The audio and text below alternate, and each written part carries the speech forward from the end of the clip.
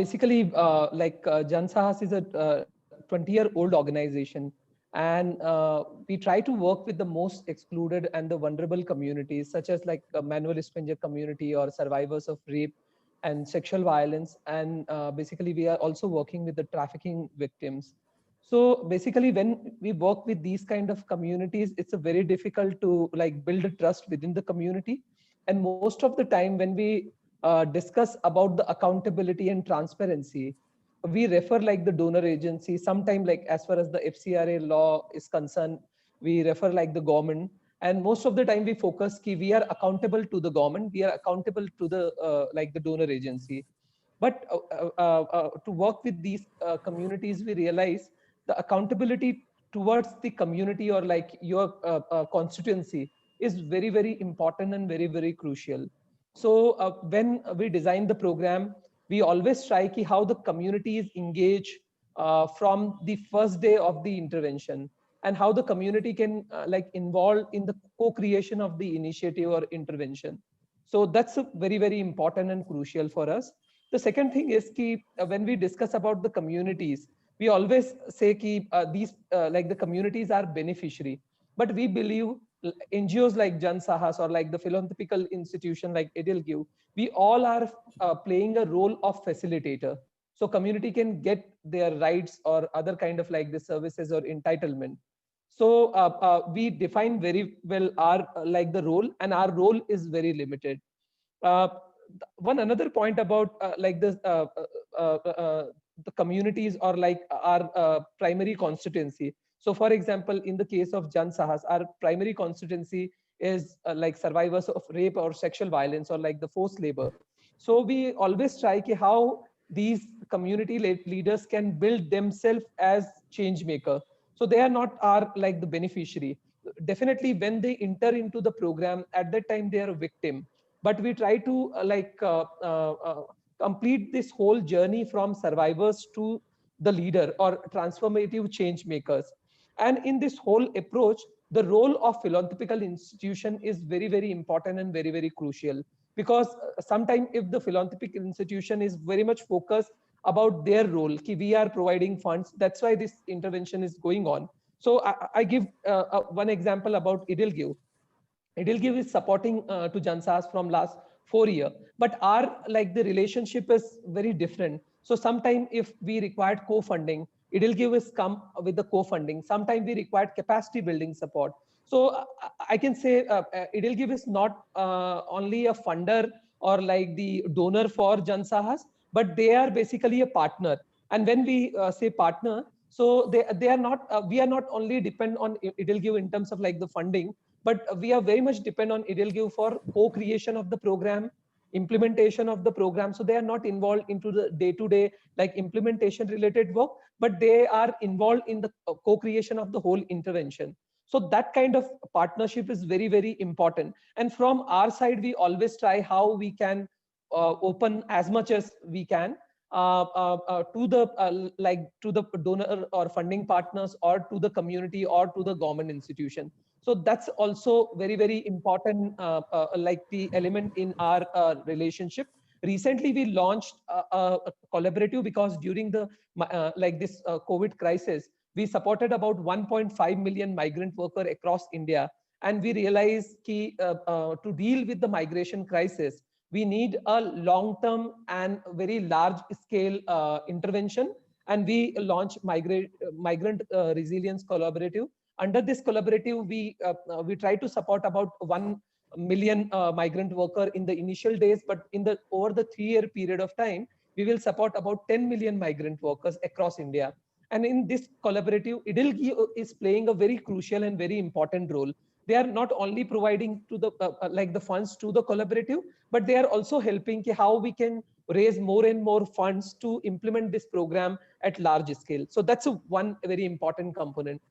They are very good in terms of like the engagement with the private sector. And in our collaborative, the role of private sector is very important. So they are helping us to engage with the private sector, other donors, and the government institution. So I think this kind of partnership or relationship is very, very important. And I can must say ki, when we reach out to the donor, if we can share our expectation very clearly to the donor, we are not coming here for only to raise funds, but we want your collaboration in terms of like large level change and your active participation apart from the the funding support. The last thing I wanted to make here, if like the believe in values is very, very important and very, very crucial for any kind of relationship between the grassroots level organization and the philanthropy. Because if you believe in some different thing and the philanthropy's belief is different, then it would be very difficult. So I think it's a very important key. If we can build understanding about the values of the both the organization, then it's a very easy to do any kind of work. And that thing is also give a flexibility to change the intervention. So for example, if you are implementing an education program or livelihood program, but during the COVID, if the different kind of demand come from the community and you need to respond within a 24-hour, so the donor, if you can go to the donor and try to convince them, and if they can agree because your values are same, so that kind of collaboration is very, very important. And one last point, in Jansahas, we have about like 1,600 team members currently, and 90% team members come from the community. So they are also involved very regularly in the organization in terms of like the program design, program implementation, and the program monitoring. So I think we are also accountable to the our like the constituency as well as the team members, because sometimes we are thinking team is different, management team is different, donors are different. So all these stakeholders, if come together, if they co-create the program, if they implement program collectively and monitor the program collectively, that would be very helpful for a large scale interventions. I can stop now because I think I completed 5 minutes. Thank you, Ashif, and thank you, Bindi and CSIP for inviting us as well. It's very interesting to come and speak together with Ashif really on a topic that is, I think, very underspoken and under-commented upon.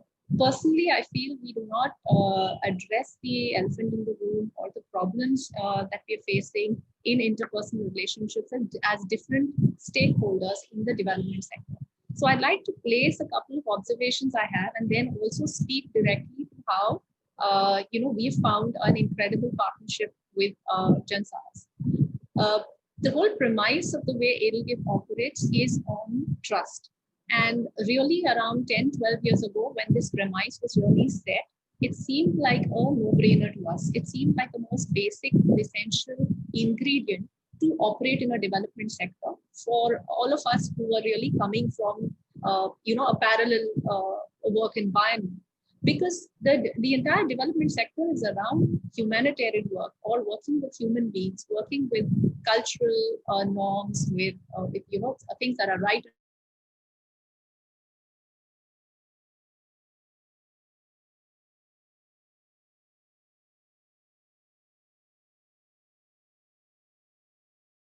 Joy for me to see that in all partnerships that we build, it's not a one-way street. Trust cannot be built just by one partner wanting to do it. It's a relationship that is built over time with a lot of healthy behaviors around the good and bad times. So there is a serious investment that is needed. So point one is all relationships that we engage with and that we hope that everyone engages with are based on foundation stones of trust. The second is when we talk about trust, it's very important to also remember that trust is tested in the worst times. That means it's not always the good stories. It's not always when things are going strong, when we are killing it with our targets or working in thousands and then 100,000s of schools, that we are great partners. So fair weather friends are good, but real trust and relationship is tested in the worst of times. And while it's not always possible to be exemplary in behavior, but I think there needs to be an ambition and there needs to be a desire to be together and behave understandingly with each other in the worst of times.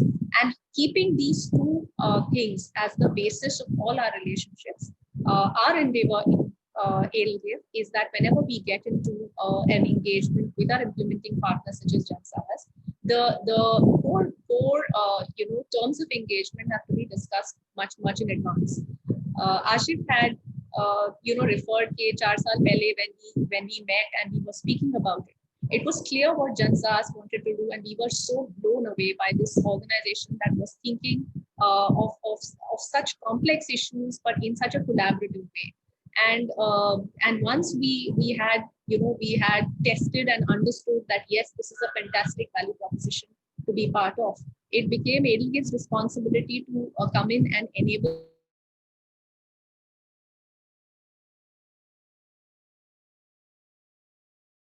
materially add value to the core competency that they have. But what can we do to offer? What can we do that will make sure that this proposition moves ahead? And that's been a relationship. Everything that Ashif said, where they are in the driver's seat on program. We are there to help with the funding, of course. We are also there to, in any way, evangelize, spread the word amongst funders, ensure that we keep reminding, pushing on processes and back-end systems, because that's what we understand best. So a rule within, a rule of behavior for us really is we will work on what we understand best. We will leverage our strengths, and our strength is really understanding how people work together, understanding how operations work, being extremely compliant, being able to spread the word amongst funders and attract more co-funding for our grantees. And that's where we play to our strengths there. It seems a little honestly strange to me that this is a good behavior, or this is even acknowledged as something exceptional. It's tragic that it is acknowledged.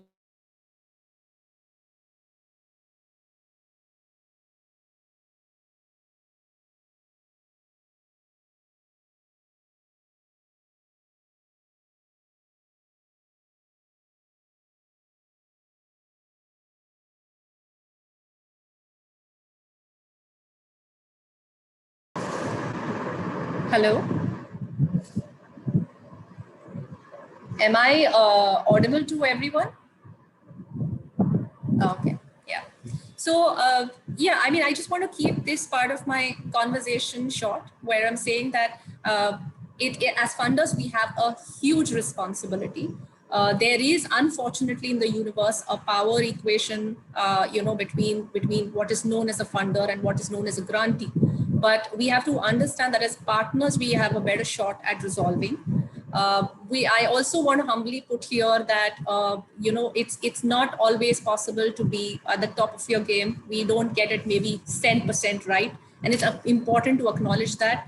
But through the rough roads, if partners can work with each other to fill in each other's gaps, I think it ends up in a more rewarding journey. So that's probably one of the things that we have learned in our role as a funder with different organizations. We're currently funding 43 exceptional NGOs, one of which is Jansahas.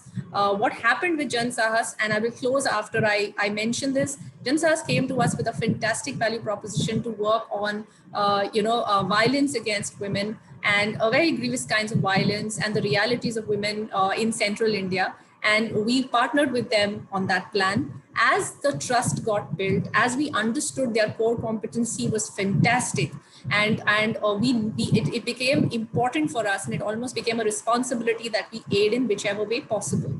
And when COVID struck, we saw, in like many other organizations, we saw Ashif and his entire team mobilize their troops really overnight, and also collaborate with almost 50-60 NGOs on field. And for anyone who thinks NGOs don't collaborate, I think we really need to go and see how this whole development sector, NGOs during this time, has been just outstanding in the way they've delivered to the most cut off and marginalized during this time. Once when that was happening, Ashif and his team came up with this fantastic report on migrants who were walking back. He came to us, we could contribute there. And when MRC as a proposition was developed by Jansahas and the whole cluster, it again, because it was a brilliant idea, it became important for Edelgate to help in whichever way possible. So what I'd like to leave at this point with is Edelgive, for Jan Sahas to succeed, and Edelgive has to operate out of its own strengths. For Edelgive to succeed, a Jan Sahas has to be given the oxygen to operate on its own strengths. And I think that is what makes for a very healthy funder-grantee relationship, which should be a norm and not an aberration. With that, Ashif, मुझे बोला गया है that I should ask you, a couple of questions. And so I will ask you one, and then, it will be great to hear you. And my thing is that as Jan Sahas, you yourself are receiving funds from many organizations, but you are also working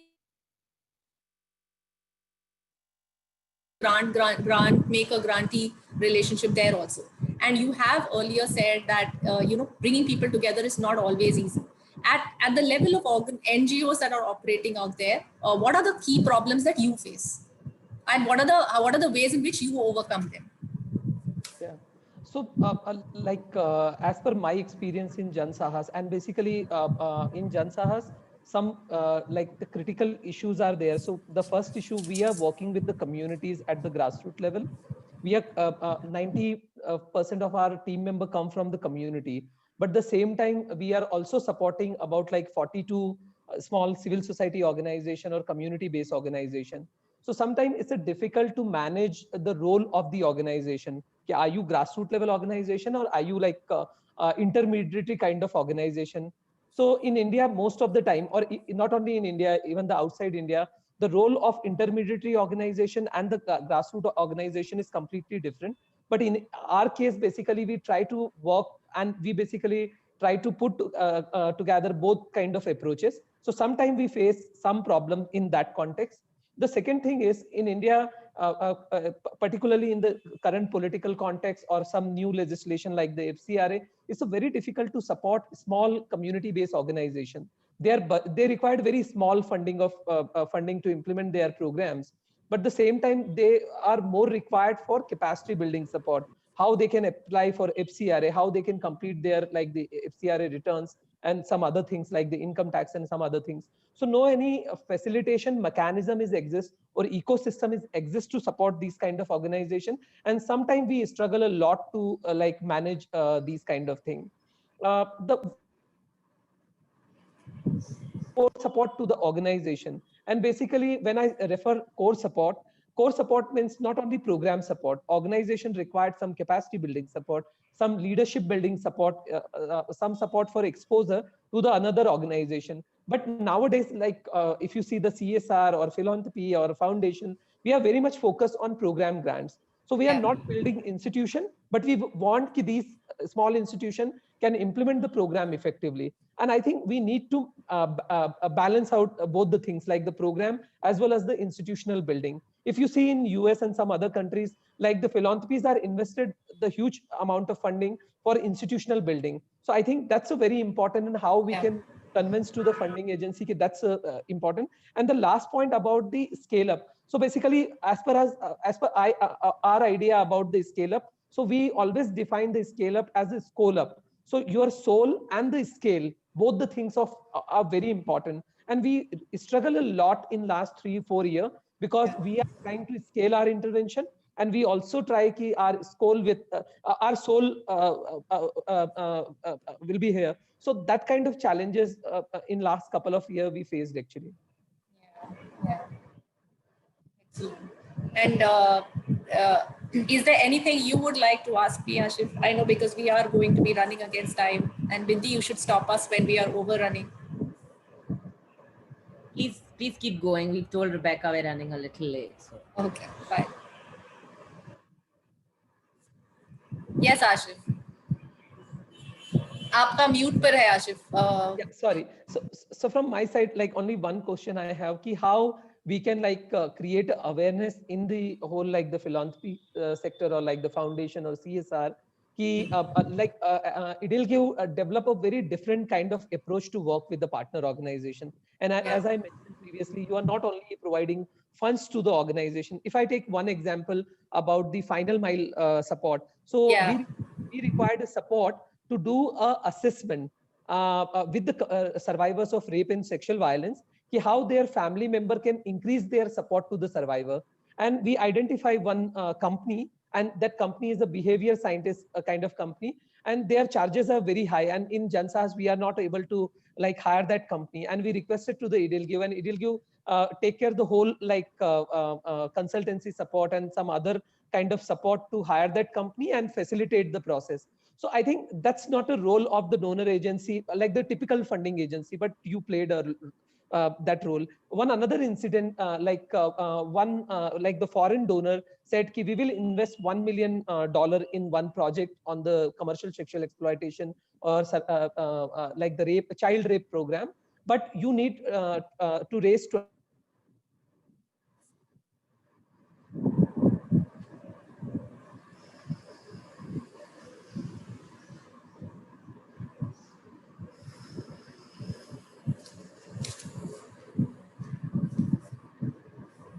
like the typical donor kind of role." So I think how we can increase the awareness in the funding agencies, in the philanthropy CSR, they need to change their role. And I think Edelgive is a case, is a role model case. And I think some other things we can also definitely add, but how we can increase the awareness in the philanthropic sector about these kind of like flexibility to support the grassroots level organization. Yeah, thank you. And for those who are watching, and I think we should somehow also make available that report that Ashif was talking about. Final Mile has done a brilliant job of using really behavior science to really understand what it takes for a survivor to become a survivor. See, the work was very core to what we really wanted to do, and Jansahas, by then we had complete trust and faith on that. There is a reason why this is happening. We did our due diligence. It wasn't that we went in blind, but we understood why it was needed. And that report has every bit of attention, time, effort that it took. It was worth the effort, because the insights we got out of it have informed our decision making, not only for Jansahas, but also as we evaluate more work that comes our way. I think when Ashif is saying how do we make a better, how do we make this a norm instead of an aberration, I think it becomes very important for each one of us as our position in the or our role in the scheme of things, to play a role where we extend help to each other. Number one, but here I would actually like to place more onus on the funding community. We need to spread the word, and we need to attract more funders to these causes, which is something, because Edelgive has been doing that for at least 5-6 years rigorously. We have more success now, but I know that it was something that was difficult to also build, because really the first question would be, why are we even talking about doing something together? Because it's simpler to fund individual programs. It is very simple to get a proposal, evaluate it, do due diligence, financial due diligence, and fund. So the whole effort of coming together and viewing a problem together, supporting it together, is an extra effort.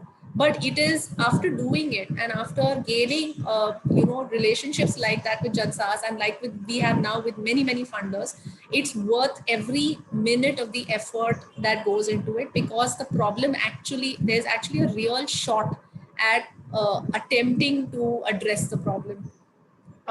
Everyone who's participating in the development sector, barring maybe some real exceptions, generally agrees with me when I say how is the problem? How we're just chipping on a problem, each one of us, because the magnitude of these issues that we are funding are huge.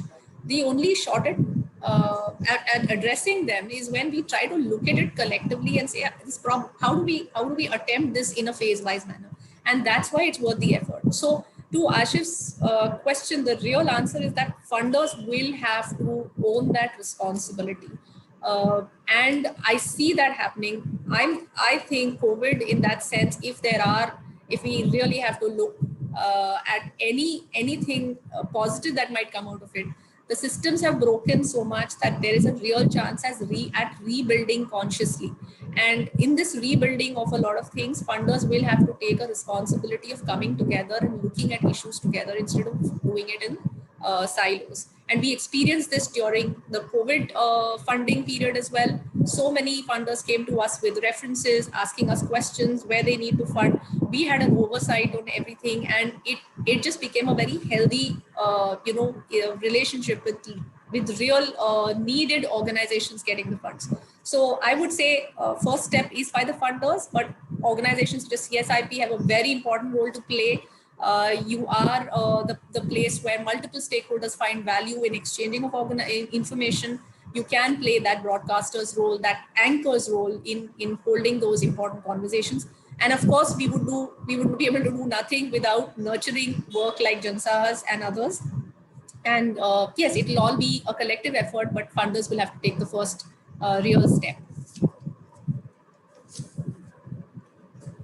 So Bindi, I do remember that we have more questions that need to be taken, and I leave it to you how to do this, or how should we proceed now? So Nagma, we don't have any questions from the audience at this point of time. I think you and Ashraf might have just covered all of it. So I mean, we'll just, I think we can, if you have closing statements, both of you, in terms of, how your relationship is innovative and different from, generally what we see in the sector. We can just end with a little bit of that from both of you, and then we can go ahead and go with the conversation with Rebecca. Yeah. Okay, Ashif, you want to go first? You can go first, then I will add. Yeah. All right. So Bindi, relationship is unique with Ashif, and I would like to say here it is unique with the 42 other grantees we have as well. And I say it is unique because we need to have a unique relationship to address the issues that each one of them is facing. To recap a little bit of what I said and make very sharp closing comments, it is based on trust. It is based on need. We don't want to be uninvited guests in issues that we don't understand. We don't want to teach our grantees how to do their work. We can guide on institution building, on fundraising, on long-term planning, as well as on making sure that institutions are robust to do more work. We also have reasonable understanding of the subject matter, but we will always, place more importance to what an Ashif will tell us or what a Mamun Bhai will tell us, because they are right there, they're facing the problems, and we need to hear them first. So I think it's unique because we have to hear them first and respond later, and we have found immense value in absorbing this behavior.